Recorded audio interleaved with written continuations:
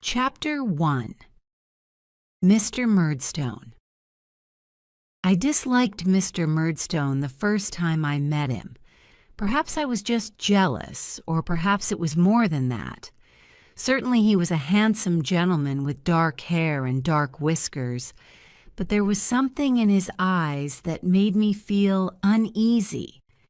He began to call at our house, and then my mother started putting on her prettiest dresses and going out in the evenings. One such evening, my nurse, Peggotty, suggested that I go with her to visit her brother in Yarmouth for a fortnight. I agreed immediately, happy at the thought of an adventure. I did not realize how different things would be on my return. The day of our departure soon arrived, and Peggotty and I climbed into the carrier's cart that was to take us to Yarmouth. My mother and I kissed each other, and we both cried. When the cart started off, she ran after it to ask for another kiss. As we rode away, I saw Mr. Murdstone speak to her disapprovingly, and she lowered her head submissively. I shall never forget that holiday. Peggotty's nephew, Ham, was waiting for us when the cart set us down. He swung me on his broad shoulders and took us to their home. The Peggottys lived in a boat that had been taken from the water and made into a small, cozy home. For a young boy like me, it was magical. My nurse's brother, Mr. Peggotty, greeted us warmly and introduced little Emily, his niece. Both she and Ham were orphans. She was about my age with blue eyes and curls, and I quickly became devoted to her. When it was time for me to leave, we were both inconsolable. As we approached home, however, I became excited about seeing my mother again. She was not at the gate to greet me, and Peggotty led me into the kitchen. Now I was worried. "Where is Mama, Peggotty? What has happened? She isn't dead, is she, like Papa?" Tears filled my eyes. "Good gracious, no, Master Davy," she replied, shocked. "But there is something I must tell you. You have a new Pa. Come and see him, and your Mama." We went into the best parlor. My mother was sitting on one side of the fireplace, and Mr. Murdstone sat on the other side. As soon as she saw me, my mother smiled and hugged me timidly. "Now, Clara, control yourself," Mr. Murdstone said.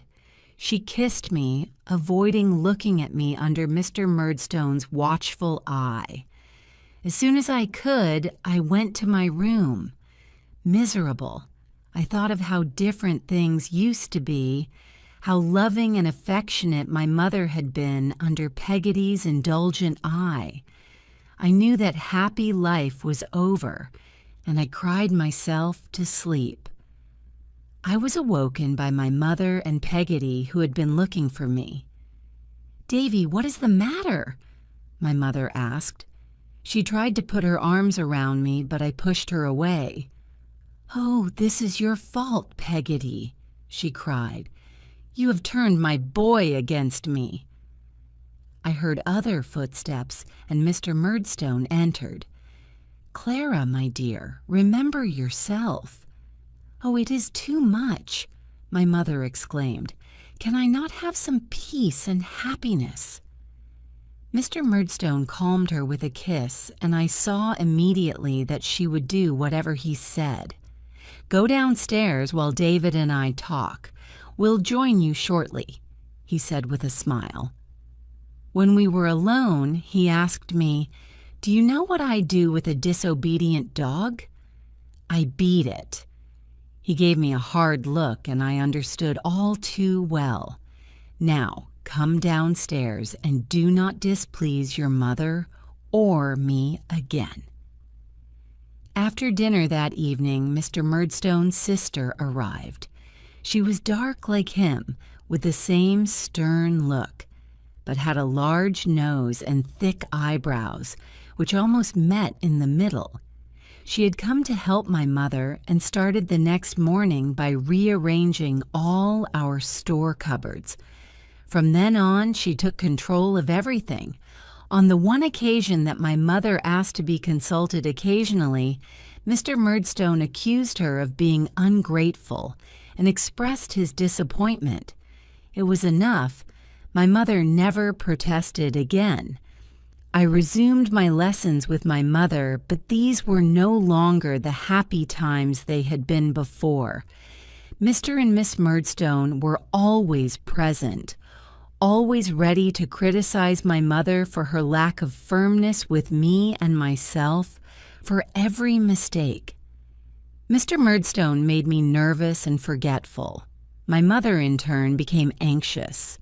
When she thought no one was looking, she tried to help me but was immediately rebuked by Miss Murdstone. My poor mother suffered as much as I did, if not more. This continued for several months until one morning I entered the parlor for my lessons and saw my mother looking more nervous than usual.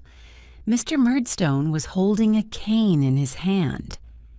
"Now, David, you must be very careful over your lessons today," he said.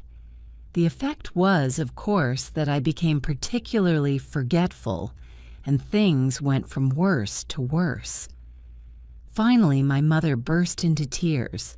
"David, you and I will go upstairs," Mr. Murdstone said, taking my arm. My mother ran after us, but Miss Murdstone stopped her. My mother's crying accompanied me up the stairs. When we got to my room, Mr. Murdstone suddenly pinned my head under his arm and raised the cane in his other hand. "Please, sir, don't beat me. I'll do better." "Really?" he replied, and hit me hard. The hand holding me was near my mouth, and I bit it. He beat me then, again and again, with renewed fury. I heard my mother and Peggotty crying outside the door, and then it was over. He left me and locked the door behind him. I was kept in my room for 5 days. The only person I saw was Miss Murdstone, who brought me food but never spoke to me. On the 5th evening I heard whispering at my door. "Davy, my darling." It was Peggotty. "Oh, Peggotty," I cried. "Hush, or they will hear us, my lovely. Listen, you are going away to school tomorrow." Chapter 2. School I left after breakfast the following morning. My mother, her eyes red from crying, embraced me and told me to be good. Then Miss Murdstone took me to the awaiting cart. It was the same carrier that had taken Peggotty and myself to Yarmouth. I cried heartily as we drove away. Then, about half a mile from the house, Peggotty suddenly appeared from behind a hedge and got into the cart. She hugged me tightly, put some cakes into my pockets, and got out again, all without saying a word. I felt a little happier after this, and even more so when I found 2 half-crowns wrapped in paper, sent with my mother's love. As the morning progressed, I shared my cakes with the carrier and learnt that his name was Mr. Barkis. He asked a few questions about Peggotty and then asked me to give her a message when I wrote to her. "What message is that, Mr. Barkis?" I asked. "Tell her Barkis is willing," he replied. I thought it a strange message, but kept the thought to myself. I very soon fell asleep. Mr. Barkis set me down at the inn in Yarmouth, where, after some dinner, I took the stagecoach to London. We traveled through the night, and I sat pressed in between 2 gentlemen. Unlike the other passengers, I was unable to sleep. We arrived in London the next morning. Nobody was waiting for me at the inn, so the coachman left me in the booking office. I began to think I might never be claimed, and that perhaps this was Mr. Murdstone's revenge, when a thin young man entered. His name was Mr. Mell, and he was a schoolmaster at my new school. Salem House was an unwelcoming square brick building. As we crossed the courtyard, I remarked to Mr. Mell how quiet it was. He seemed surprised. "Copperfield, don't you know it is the school holidays? There are no boys here, except you." Mr. Mell left me in the classroom for a while.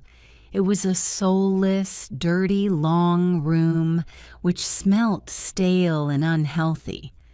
I walked up and down the rows of desks, noticing the scraps of paper on the floor and the ink splashed liberally about. At one end of the room, I saw a beautifully written sign lying on a desk. It said, "Be careful. He bites." I imagined it was for a fierce dog and felt rather alarmed. So I quickly climbed up onto the neighboring desk and proceeded to peer under the other desks in search of it. When Mr. Mell returned, he found me like this and asked what I was doing. "I'm looking for the dog, sir," I replied. He looked at me gravely. "I'm sorry, Copperfield," he said. "It's for you. I've been instructed to make you wear it." He helped me down from the desk and put the sign over my head so that it hung on my back. How mortified I was, how I suffered. I was glad there was nobody there to see it. As the days and weeks passed, I began to dread the end of the holidays, but it was inevitable. Preparations were made for the boys' return, and one morning it was announced that the headmaster, Mr. Creakle, would return that evening. After supper, I was summoned before him. Mr. Creakle, who was almost completely bald, had an angry face with small eyes and nose and a large chin. He never spoke above a whisper, and judging by the veins protruding on his forehead, the effort cost him dearly. "I know your stepfather, boy," he said, as I stood before him, "and I know something about you. You bite." I lowered my head, and he continued, "Let me tell you something about myself. I'm a Tartar and very determined. I do my duty and make sure what I want done is done. Nobody stands in my way. Do I make myself clear?" "Yes, sir," I replied, trembling under his fiery gaze. "Good. Now go," he replied. I hurried away as quickly as possible. The first boy I met was Tommy Traddles. He found the sign on my back so amusing that he immediately introduced me to all the other boys as they arrived back. However, the most important introduction took place in the playground and was to a boy some 6 years older than myself, who was respected and admired by all the boys in the school. Steerforth, for this was his name, asked me why I had to wear the sign, and hearing my story, declared it was a shame. I became devoted to him immediately, and he took me under his wing. School was a sorry business. Mr. Creakle was indeed a Tartar, and took great delight in using his cane. He seemed to particularly enjoy caning the chubbier boys, and a day never passed without poor Traddles receiving a beating. The only exception was Steerforth, who Mr. Creakle never raised his cane to. The months passed, and finally the holidays came, and I went home. I was so excited to see my mother and Peggotty. My mother was sitting in the parlor when I arrived, with a baby in her arms. She looked thinner and more fragile than before, although still pretty. On seeing me, she got up to embrace me. "Davy, my boy, I'm so happy to see you. This is your little brother," she said, showing me the baby. Peggotty came running in then and held me to her. "Oh, Master Davy, let me look at you." That evening was the best day of the holiday. Mr. and Miss Murdstone were not at home, and we three all dined together. I told them about Mr. Creakle and Steerforth, and we talked and laughed. I almost believed Mr. Murdstone did not exist until we heard the door open later on. My mother suggested I went to bed quickly. Mr. Murdstone did not approve of going to bed late. I said good night and slipped out of the room. The next morning, Mr. Murdstone was sitting in the parlor. I approached fearfully and apologized for biting him. He accepted my apology coldly, but nothing changed between us. The rest of the holidays were quite miserable. Whenever I entered the room in the middle of a conversation, Mr. Murdstone or his sister stopped speaking and became serious, while my mother looked anxiously from one to the other. I therefore tried to remain out of the way and sat silently through meals. This behavior drew criticism too, and if my mother attempted weakly to defend me, she was also rebuked. Finally, the day came to return to school. My mother came to the gate to say goodbye. When I was sitting in the cart, she held up the baby for me to see and stood that way as we drove away. I did not know it, but this would be my last image of her. Now I must relate the saddest time of my life. My birthday was about 2 months after my return to school. After breakfast, I was told to go to the parlor. I imagined that Peggotty or my mother had sent something for me, but was conscious of something like pity in the schoolmaster's eyes. Mr. Creakle was still at the breakfast table when I arrived, but he quickly left the room. His wife sat me down beside her and with a sad look took my hand. "My poor boy, sit beside me. I'm afraid I have some very sad news. Your mother has died." I cried long and hard while Mrs. Creakle held me. The news quickly spread through the school, and I had the bitter satisfaction of a newfound status among the boys. Chapter 3, Everything Changes, and so the worst period of my life began. I was sent home the next day, but any hope I had of finding much comfort there was immediately dashed. Mr. Murdstone ignored my presence entirely and sat consumed by his own grief while his sister busied herself with practical matters. I saw little of Peggotty except at night when she sat by my bed and offered me the only comfort I found under that roof. The time before the funeral is confused in my memory, but I remember the day itself clearly. I can still see the best parlor readied for mourners, and later the coffin containing my mother and baby brother as it was lowered into the ground. That evening, Peggotty came to my room. She held me close and told me that my mother had died in her arms. Her last thoughts of me. The baby had died the following day. The first thing Miss Murdstone did after the funeral was over was to give Peggotty a month's notice. Poor Peggotty was as upset as I was at the thought of our separation. After her departure, I was almost entirely neglected. I ate with the Murdstones when they were at home, alone when they were not. Mr. Murdstone tried to see as little of me as possible, my presence, perhaps, irritating his conscience, and I spent many lonely hours, weeks, months. Peggotty, now married to Mr. Barkis, came to visit as often as she was allowed, but it was never often enough. Then one day Mr. Murdstone decided I should be sent to work in his business in London. I was 10 years old. Murdstone and Grinby's warehouse was in Blackfriars, on the waterfront. It was an old building, overrun with rats.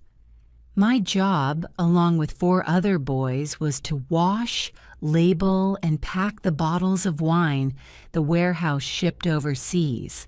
For this I received 6 shillings a week, Lodgings were arranged for me with Mr. Micawber, who I was introduced to on my first day. He was a rotund, middle-aged man with a shiny, bald head. His clothes were shabby, yet he had an air of kindness. Mr. Micawber lived with his wife and 4 children in a house which was as shabby as he was worked from morning to night, and spent all my earnings on my breakfast and supper, which was often an inadequate affair. I was quite miserable at work, feeling the full shame of my situation and the divide between myself and the other men and boys there. I had no friends, so I became attached to the Micawber family. Mrs. Micawber freely confided all of her husband's financial problems to me and enlisted my services in selling household possessions. Thus I bore not only my own misery, but also my worries for this kind family. Finally, Mr. Micawber's problems reached a crisis. Unable to repay his creditors, he was arrested and taken to a debtor's prison. Soon afterwards, the family furniture was sold, and Mrs. Micawber and the children moved into his cell with him. I did not want to be separated from the only family I knew in London, so lodgings were found for me near the prison. After several weeks, Mr. Micawber was released from prison, and we were all reunited. However, he decided to leave London and wasted very little time in preparations. We spent their last evening together, and Mr. Micawber offered me some fatherly advice. "My dear Copperfield," he said, "learn from my mistakes. Never put off until tomorrow what you can do today." I promised not to. After my friends left, I felt I could bear it no longer at Murdstone and Grinby's, and a plan formed in my mind. I would run away. I remembered my mother telling me about my father's aunt, Betsy Trotswood. Disappointed that I was a boy and not a girl, she had severed all ties with my mother at my birth. Despite this, I decided to find her and ask for her help. I shall not relate my journey, how I was robbed almost immediately of my possessions, how I walked all day and slept in fields at night, selling my jacket and waistcoat in order to buy food. It is enough to say that 6 days after I left London, I arrived, exhausted, starving, and half-clothed in Dover, and began to inquire after my aunt. I was lucky, and after no more than half a day, I was following her maid along a cliff road to the pretty cottage in which my aunt lived. There, aware of my terrible appearance, my courage failed. Having stood outside for a while, I was intending to leave when an elderly lady came out of the cottage. She was wearing gardening gloves and a handkerchief over her bonnet and held a large knife in her hand. "Go away! I'll have no boys here," she said angrily before turning away. I approached and, timidly touching her, said, "Please, ma'am, I'm your nephew, David Copperfield." "Good gracious!" she exclaimed, sitting down quickly. A series of emotions passed across her face. I hurriedly told her all my story and then burst into tears. Seeing this, she took me by the collar, led me into the cottage, and lay me on the sofa. She then instructed her maid, Janet, to ask Mr. Dick to come downstairs. Soon afterwards, a gray-haired gentleman appeared. "Mr. Dick, do you remember my nephew, David Copperfield?" she asked him. "Well, this is his son, and he's run away. What should we do?" Mr. Dick considered for a moment and then said, "Give him a bath." And so I was bathed, fed, and much restored, put to bed. The following morning I entered the parlor feeling quite hopeful. My aunt was an austere woman, but not unkind. Perhaps she would let me stay with her. "Good morning, David," she said. "I have written to your stepfather and told him to come." "Oh, must I go back?" I asked, my voice failing. "I haven't decided. We shall see," she replied. My hopes died. On the morning Mr. Murdstone came, we were sitting in the parlor. Aunt Betsy suddenly saw a lady on a donkey approach the house. My aunt never allowed donkeys on the grass and angrily shook her fist at the rider from the window. Recognizing Miss Murdstone, I quickly informed my aunt of the rider's identity. "I don't care!" she cried and ran outside, shaking her fist again. Mr. Murdstone was walking up behind his sister. They both looked at my aunt in surprise. She ignored them and chased away the boy leading the donkey. Then she marched back into the house and waited for Janet to announce the visitors. "Miss Trotswood," said Mr. Murdstone on entering, "I have come to take this ungrateful boy back." "Really? David, are you ready to leave?" my aunt asked me. "No. They never liked me and made Mama unhappy about me, too. Please don't send me back with them. I was so miserable," I exclaimed. "This is ridiculous," said Miss Murdstone indignantly. "I wonder, would you treat your own son like this and send him to work?" my aunt asked Mr. Murdstone. "I can do what I like with the boy. I must warn you, Miss Trotswood, if you decide to keep him, I shall close my door to him forever," Mr. Murdstone said sternly. "So be it. I shall take my chances with him. Good day to you both," my aunt replied coldly. "Janet, show them out." Furious, the Murdstones marched out of the house and out of my life. Chapter 4. A New Life. My life now took a happy turn. I became good friends with Mr. Dick, and my aunt, who called me Trot, grew very fond of me. She decided to seek the advice of a certain Mr. Wickfield, her lawyer, regarding a suitable school for me in Canterbury. I accompanied her to his house. When we arrived, a pale youth of about 15 opened the door to us.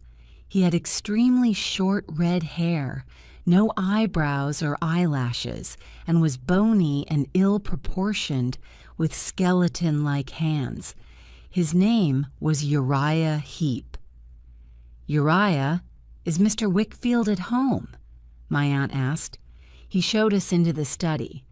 Mr. Wickfield soon arrived. He was an affable gentleman with white hair and a complexion which suggested a little too much port. He was able not only to recommend a school, but to offer me lodgings in his house. Then he introduced me to his daughter, Agnes. She was about my age, with a gentle face and such a calm spirit that I have never forgotten. I knew immediately that we would be friends. So time passed. I attended Dr. Strong's school. It would be impossible to find someone more different from Mr. Creakle. Dr. Strong was one of the kindest, gentlest men I have ever known, and my school days there were happy ones. I was also happy living in Mr. Wickfield's house and grew close to Agnes, coming to consider her as a sister. The only person I did not like there was Uriah Heep. I had disliked him instinctively on first meeting him, and the years did nothing to change this. He continually referred to himself as a humble person and had snake-like movements and ingratiating ways which repulsed me. Finally, the time came for me to leave school and take my place in the world. I was 17. At my aunt's suggestion, I took some time to think about what I wanted to do next and decided to visit my dear old nurse, Peggotty. I took the stagecoach to London, stopping for the night at an inn there. As I sat near the fire, a handsome, well-dressed young man entered the room. It was Steerforth. "Steerforth, don't you recognize me?" I asked, approaching him, hand outstretched. He looked at me hard, and then I saw recognition light up his face. "Why, it is Copperfield," he exclaimed, shaking my hand heartily. "I'm so glad to see you," I said, tears coming to my eyes. We sat and talked. He was on his way from Oxford University to see his mother and suggested I went with him. I agreed happily, and we set off the next morning. I spent a delightful week with them, during which Steerforth taught me to ride. When I finally made up my mind to continue my journey, Steerforth decided to accompany me, and so we traveled to Yarmouth together. When Peggotty recognized me, joy spread across her face, and we fell into each other's arms. Steerforth charmed Peggotty with his easy ways and affection for me. That evening we all went to Mr. Peggotty's little boat and knocked on the door. We could hear the sound of laughing and celebrating coming from inside. "Look who is with me, brother," Peggotty said, indicating myself. "Why, Master Copperfield!" Mr. Peggotty exclaimed, shaking my hand and then Steerforth's. "What are you celebrating, if I might ask?" I inquired, looking round the room at everyone. "Such good news! My Emily is to marry Ham," Mr. Peggotty said happily, taking Emily's hand in his. She blushed prettily. What a beauty she had become! Ham stood grinning with pride. "Well, congratulations," I said, shaking his hand and smiling at Emily. We spent a happy evening. Steerforth entertained everyone with stories of the sea. Emily sat in a corner, but observed and listened to everything. When we left, her blue eyes followed Steerforth.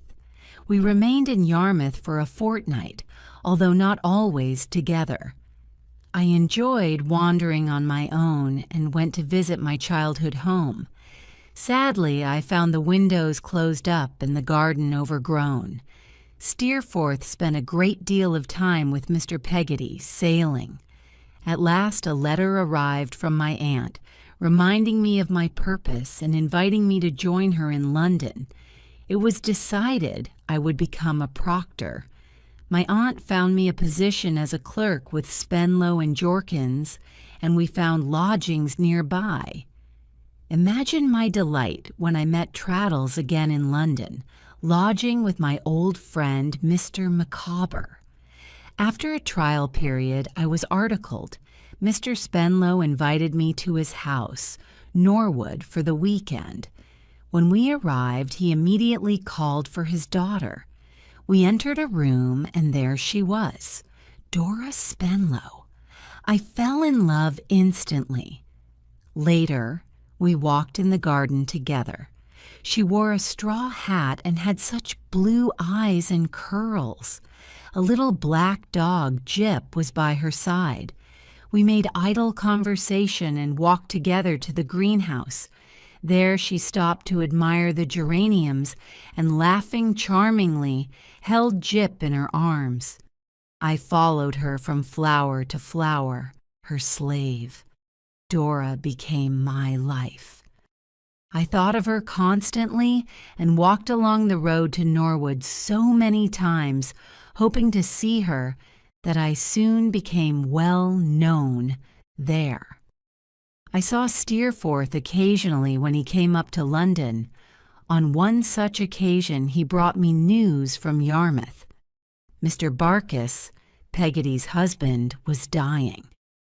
I resolved to go to Peggotty and obtain permission from Mr. Spenlow. In the days following Mr. Barkis's death, I helped settle his affairs for Peggotty and then stayed for the funeral.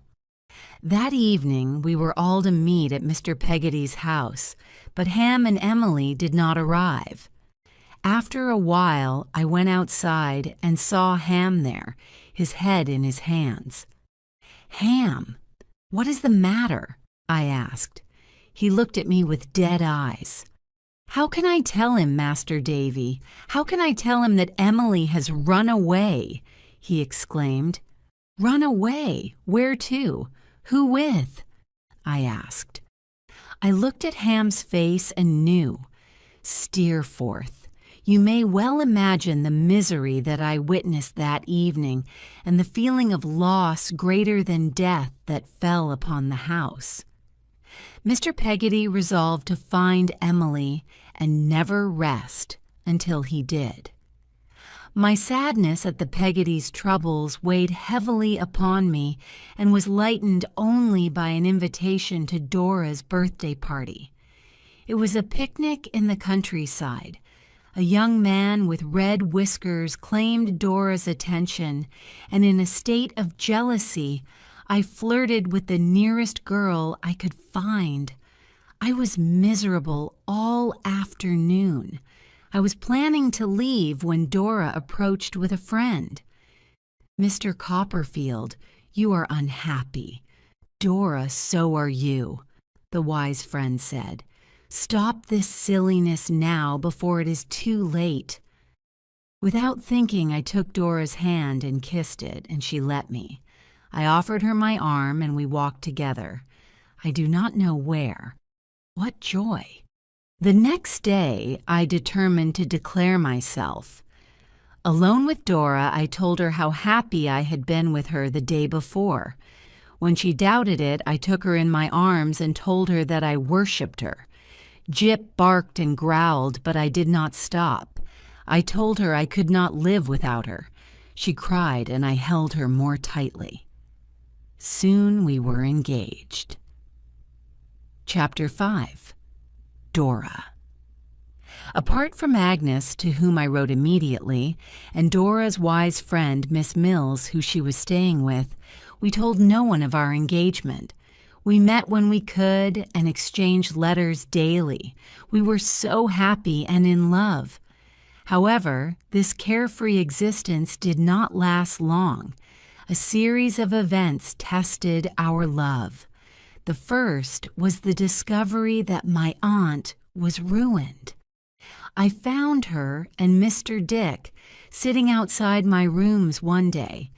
This news was a terrible shock, and I confess my thoughts were not only for my aunt. I was poor now, too, and not the same man Dora had given her heart to. My aunt stayed with me, and we found accommodation for Mr. Dick. I immediately spoke to Mr. Spenlow about my circumstances, but he was unwilling to release me from my articles. Consequently, I determined to find additional work to support myself. I was lucky. My old teacher, Mr. Strong, needed a secretary, and we arranged that I should work for him for a couple of hours in the mornings and evenings. The following Sunday, I went to confess everything to Dora. "My darling, could you love a poor man?" I asked, kissing her hand. "Don't be so silly, Dodie," she replied, calling me by her pet name for me. "I shall make Jip bite you if you don't stop." When she realized I was serious, she began to cry. I comforted her and promised to work hard and make everything right. "Don't talk about hard work," she said. She was terrified by the idea, and more so when I suggested she learn something of how to keep house and cook. She trembled and cried. I resolved not to worry Dora again with such matters. The second and third events came together. Mr. Spenlow discovered our relationship and threatened to change his will if I refused to give Dora up. He gave me a week to consider. That same night he set out for home but died on the way. Dora was distraught at her father's death and refused to see me. In fact, there was no will, but there were debts, and Dora was sent to live with 2 old aunts. I was very depressed by my separation from Dora, and seeing me in this state, my aunt sent me to Dover to check on her cottage and its new tenant. I stopped in Canterbury on the way back to visit Agnes. Mr. Micawber was now working for Heap. He opened the door to me. We talked for a while before Agnes arrived. I confided all my problems to her and felt peace in doing so. She was always so kind and tender. She advised writing to Dora's aunts, telling them everything and asking for permission to visit from time to time. I immediately saw the wisdom of her words and resolved to write that day. Uriah and his mother now lived in the house and so were present at dinner. I was conscious of them both watching Agnes and me throughout the evening. They seemed like a pair of evil bats to me. The mother was constantly present the next day, too, until, unable to bear her presence any longer, I went for a walk to escape. I soon heard footsteps behind me. It was Uriah. "Why do you and your mother keep watching Miss Wickfield and I?" I asked him. "You are a dangerous rival, Mr. Copperfield," he replied. "Rival? Do you think I consider Miss Wickfield other than a sister?" "Perhaps, perhaps not," he said. "But you must know, I hope to make her mine one day." "She is as far above you as the moon," I said with feeling. He smiled slyly. That evening after dinner, Mr. Wickfield, Uriah, and I were alone. Uriah encouraged Mr. Wickfield to drink and proposed a toast to Agnes. "Ah, Mr. Wickfield, to be her husband!" I heard a terrible cry from Mr. Wickfield. "Oh, this is torture!" he exclaimed. "Is it not enough that I have let him into my business and my house, that I have lost my good name and reputation? No, he wants my daughter too. It is too much." "Be careful what you say. Remember, I know things, Mr. Wickfield," Uriah said menacingly. Agnes arrived then. "Papa, what is wrong?" she asked. "Come, let me help you to bed," she said, then looked at myself and Uriah. I left Uriah there, too, and went upstairs. I was greatly troubled by what I had seen. Agnes came to me later. Her eyes were red from crying, but she smiled. "Agnes, promise me you will not think of sacrificing yourself to Uriah." She smiled sadly and left me. I left the next morning full of concern. The letter I wrote to Dora's aunts on Agnes's advice bore fruit. I was invited to call. The aunts had considered my letter carefully and would allow me to visit every Sunday and twice during the week. I agreed immediately. Dora came in then. How happy I was to see her and how she cried. Let me turn my recollections to a later date. I am 21, and Dora and I are married. Among my other occupations, I have begun writing, and Dora is never happier than when she sits next to me in the evenings, a supply of pens in her hand. She feels she is helping me, and I indulge her, loving to see her so happy. I remember it all so well. We had a little house in Highgate, but Dora proved incapable of mastering accounts or cookery.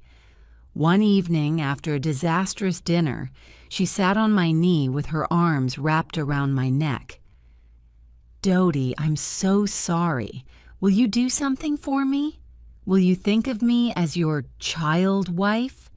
Then, when I do something wrong, perhaps you will forgive me more easily," she said earnestly.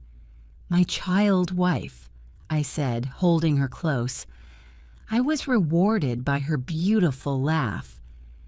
I never forgot this heartfelt appeal, and although I sometimes wished she were more practical, I learned to accept her as she was, and always loved her dearly.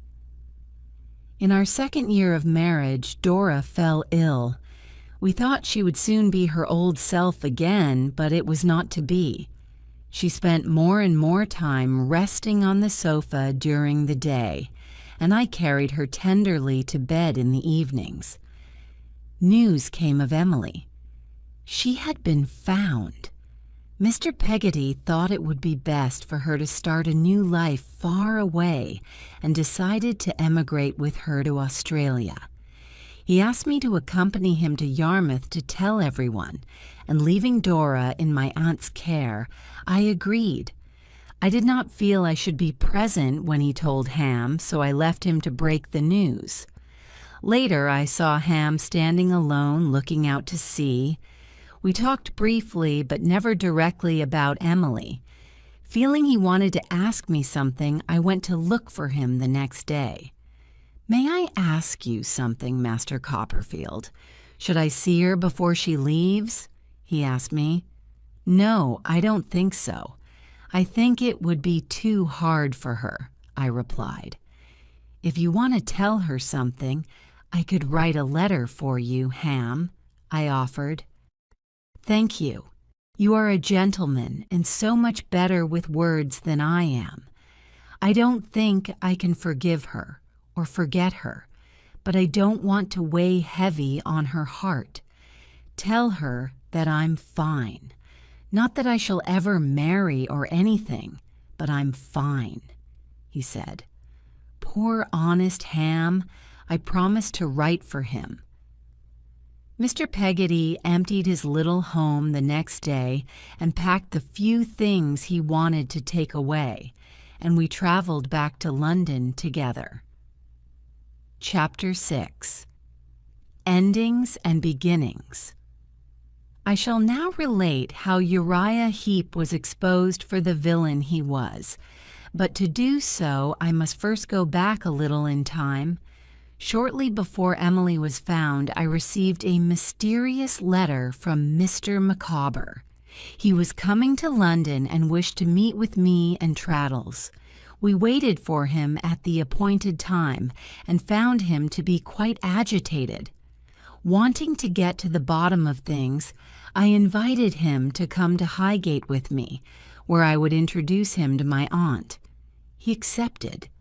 My aunt and Mr. Dick welcomed him warmly.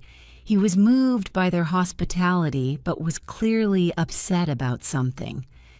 "Mr. Micawber, you are among friends here. Won't you tell us what is wrong?" I asked him. "What is wrong?" "Heep, that is what is wrong. He is a villain. When I think of poor Miss Wickfield, so good, so loving, and her poor father—" Here he became extremely agitated. "I shall not rest until I have exposed him. You must all come to Canterbury 1 week from now." He left us then, abruptly, too upset to continue.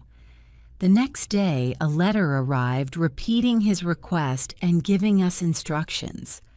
When the time came, my aunt and I were reluctant to leave Dora, but she coaxed us prettily, saying she was not so very ill.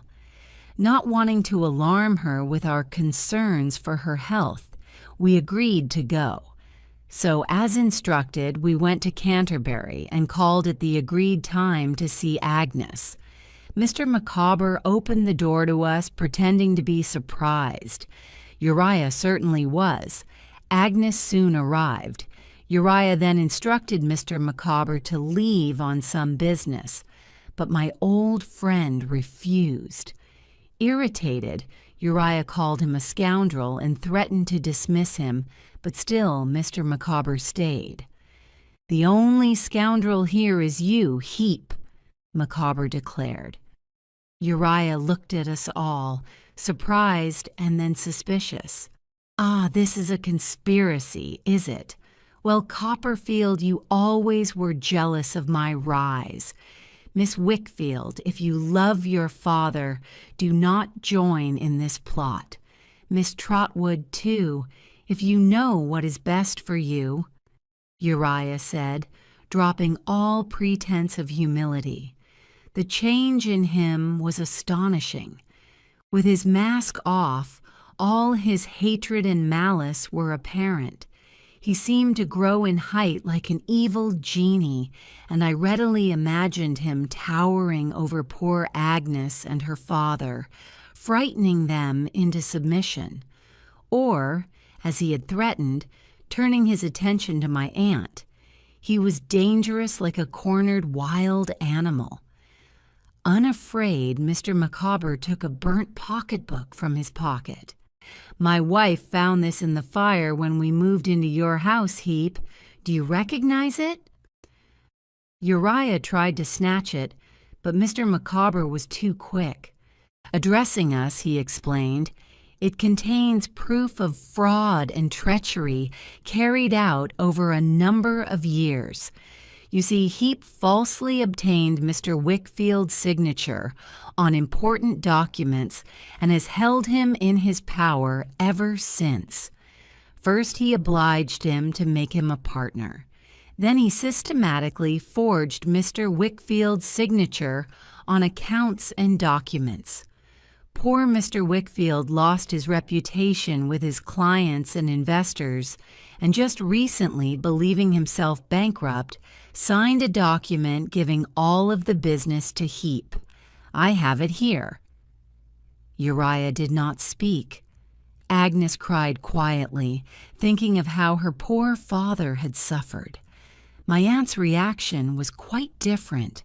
"So you are responsible for ruining me," she declared furiously, trying to take hold of Uriah. "It is quite clear what must be done," Traddles said. "We must destroy the document giving Heap the business. Then, Heap, you must repay every penny you have stolen. If you don't, we can arrange for you to spend some time in prison." I still remember the look of defeat and hatred on Uriah Heap's face. My darling Dora grew worse. She no longer left her bed, and my aunt and I spent many hours sitting with her. Yet she was always so happy and loving, never complaining. Time rolls back, and I can see it all so clearly. It is night, and I am sitting by her bed, holding her hand in mine. "Dodie, I think I was too young and inexperienced to be a wife." "Don't say such things, my darling," I say, laying my face on her pillow. "No, Dodie, it is true.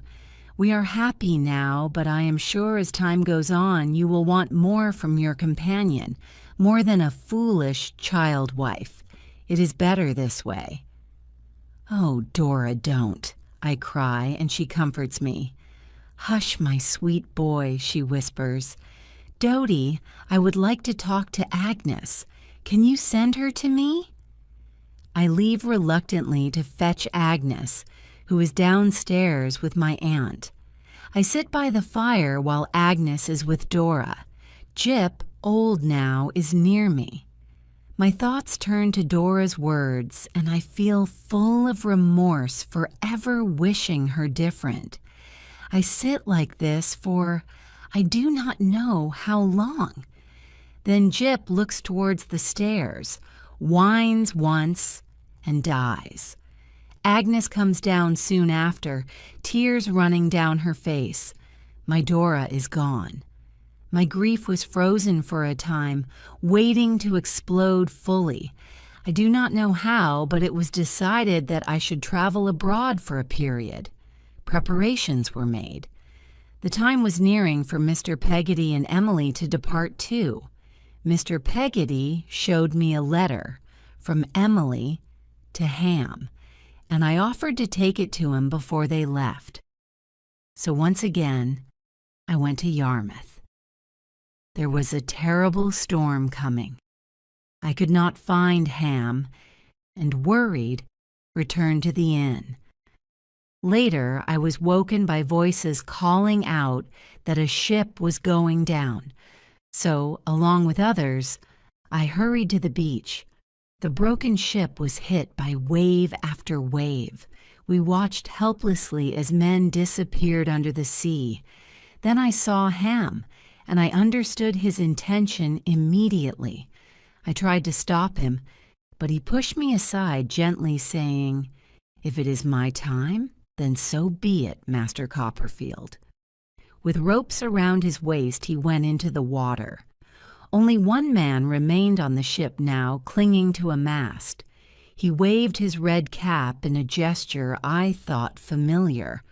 Ham almost reached him, but an enormous wave hit the ship then. The seaman pulled on the ropes and brought Ham back to shore. He was dead. Poor honest Ham. I remained with him until a fisherman asked me to follow him. "Is there another body?" I asked. He did not reply, but walked to the shore. There, lying as he used to at school, was my old friend Steerforth. We carried his body to the inn, and in a dream-like state, I traveled to break the news to Mrs. Steerforth and then directly on to London. I was determined to keep the news of Ham's death from Mr. Peggotty and let them leave happy. Consequently, I assured him that Ham had received the letter and his thoughts were with his uncle and Emily. Mr. Peggotty boarded the ship. As he waved goodbye from the deck, I saw Emily appear next to him, and placing her head on his shoulder, she waved too. I traveled abroad from place to place, the burden of my grief growing heavier and heavier. I mourned my pretty Dora, my old friend and kind-hearted Ham. At times I wanted only to die and end my sorrow. Then a letter from Agnes arrived. Her gentle confidence in me gave me heart, and I slowly started to mend and to write. My feelings for Agnes began to change, or rather, I understood them better. I realized I loved her and had always done so. I returned to England 3 years later and went to my aunt's house in Dover. We had an emotional reunion. Talking, I asked her if Agnes had a lover. My aunt thought there was someone. I was not surprised, and I resolved to hide my true feelings from Agnes, and this I did in all my visits. It was Christmas. I had understood from my aunt that Agnes would soon marry. "Agnes, my sister, do you not trust me with your secret?" I asked her. "Do you think I cannot be happy for you in your marriage?" Agnes became upset and started to cry. Her look gave me hope. "If I thought you could ever love me as more than a brother, you must know I love you." "Oh, Trotwood, I have always loved you," she said through her tears. As I held her close, I fancied I saw Dora smiling at us happily, giving us her blessing. We were married 2 weeks later.